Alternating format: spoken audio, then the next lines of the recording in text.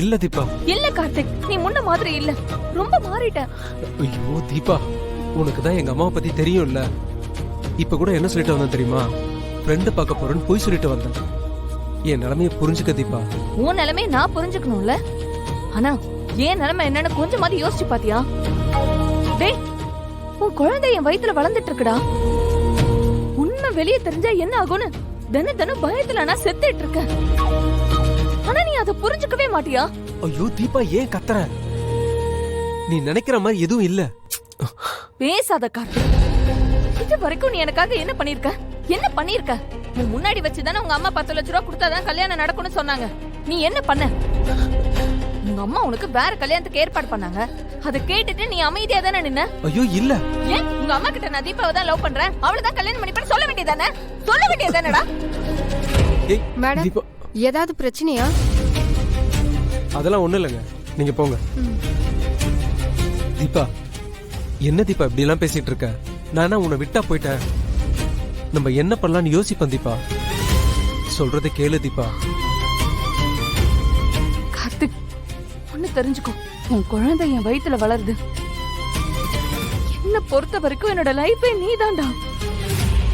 நீ இல்லாத வாழ்க்கைய என்னால நினைச்சு கூட பார்க்க முடியல.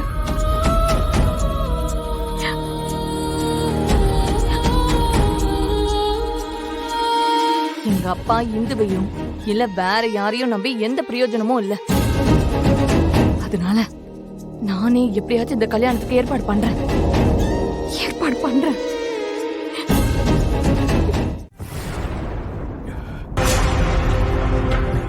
அவ மட்டும் இல்ல, அவளோட ஒட்டுமொத்த குடும்பத்துக்கும் இதை விட பெருசா கொடுக்கணும்.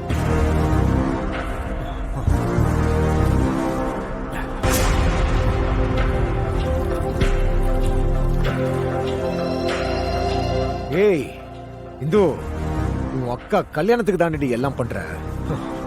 அது நடக்க கூடாது, நடக்கவே கூடாது, நடக்கவும் விட மாட்டேன், விட மாட்டேன். ஏய் இந்து, தேவகியோட பையன் மட்டும் இல்ல, உலகத்துல இருக்கிற எந்த ஆம்பளையும் கல்யாணம் பண்ணக்கூடாது. இந்த ஊரே உன் குடும்பத்தை தள்ளி வைக்கிற மாதிரி பண்ணுவண்டி. மொத்த கௌரவமும் சீரழிஞ்சு வெளியில தலை காட்ட முடியாம காரி துப்புற மாதிரி பண்றடி. பண்றேன்.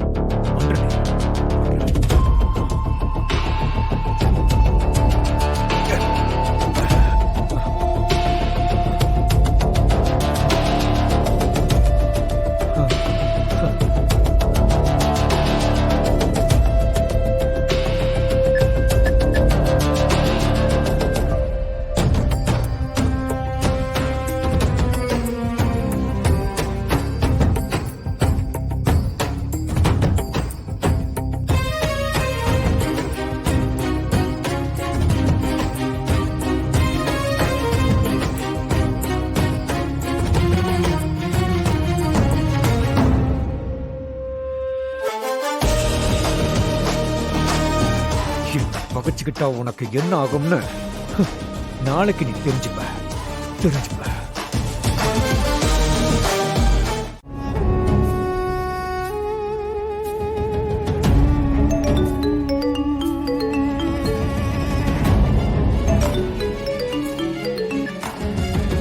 சொல்லு. நீங்க சொன்ன மாதிரியே அந்த பொண்ணு தீபா கிட்ட பேசி ரெசார்ட்டுக்கு வர்றதுக்கு சம்மதிக்க வச்சுட்டேன். நான் கூட ரொம்ப முரண்டு பிடிப்பான்னு நினைச்சேன், உடனே ஒத்துக்கிட்டா. சூப்பர். நீ சொல்ற விஷயத்துல அவளுக்கு கொஞ்சம் கூட டவுட்டே வந்துடக்கூடாது. அவ அந்த ரெசார்ட்டுக்கு வந்ததும் நான் சொன்ன அந்த ரூமுக்கு கூட்டிட்டு போயிடு. நாம அங்க பிளான் பண்ண மாதிரி ஜூஸ்ல மயக்க மருந்து கலந்து குடுத்துடு. அப்புறம் அந்த ஜூஸ் அவ குடிப்பா. அந்த ஜூஸ குடிச்சதும் அவ தூங்கிடுவா. அதுக்கப்புறம் நீ உன் ஆள் ஒருத்த உள்ள போனதும் உள்ள ரூம்குள்ள லாக் பண்ணிக்க சொல்லு. நானும் அதே ரெசார்ட்ல தான் இருப்பேன். நான் என்ன பண்ணுவேன் தெரியுமா? நீ போன் பண்ண உடனே போலீஸ்க்கும் மீடியாவுக்கும் போன் பண்ணி ரைடுக்கு வர சொல்லுவேன். போலீஸும் மீடியாவும் வந்து ஒவ்வொரு கதவா தட்டும். அவங்க ரூம் கதவை திறக்கும் போது கேமரா எல்லாம் போக்கஸ்ல இருக்கும். 2 பேரும் ரூம்ல இருந்து வெளியில வரும்போது பச்சக்குன்னு போட்டோ எடுத்து ஃபுல்லா பிளாஷ் நியூஸ்ல போட்டுருவாங்க. அப்புறம் என்ன, ஈசிஆர் அருகே தப்பான தொழில் செய்த பட்டதாரி பெண் கைதுன்னு போட்டோ போட்டுருவாங்க. அது அந்த தேவிக்கு பாப்பா இல்ல, பார்த்தது அந்த கல்யாணம் எப்படா நடக்கும்? செல்வி கால் பண்றா. சொல்லு செல்வி. தீபா உனக்கு ஃபோன் பண்ணாளா? இல்லையே. அன்னைக்கு மறு வீட்டுக்கு வந்திருந்தப்போவே 2 பேருக்கும் மிஸ் அண்டர்ஸ்டாண்டிங் ஆயிடுச்சு. அதுல இருந்து அக்கா பேசவே மாட்டேங்கிறா. நானும் 2-3 வாட்டி ஃபோன் பண்ணேன், அவ எடுக்கவே இல்லை. என்னாச்சு? அவ கல்யாணத்துக்கு பணம் தேவைப்படுதுல, அதை ஏற்பாடு பண்றதுக்காக ஒரு ஃபைனான்சியர் கிட்ட பேசிருக்கா. பணம் புரட்டுறாளா? எதுக்கு அவ இதெல்லாம் பண்ணிக்கிட்டு இருக்கா?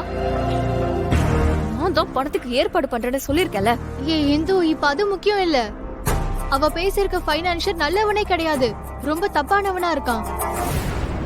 ஏற்கனவே இந்த மாதிரி அவன் கிட்ட காசு கேட்டு போன பொண்ணுங்க எல்லார்கிட்டயுமே அவன் தப்பா நடந்துக்க ட்ரை பண்ணிருக்கான். அந்த ஃபைனான்சியர் பேர் என்ன தெரியுமா?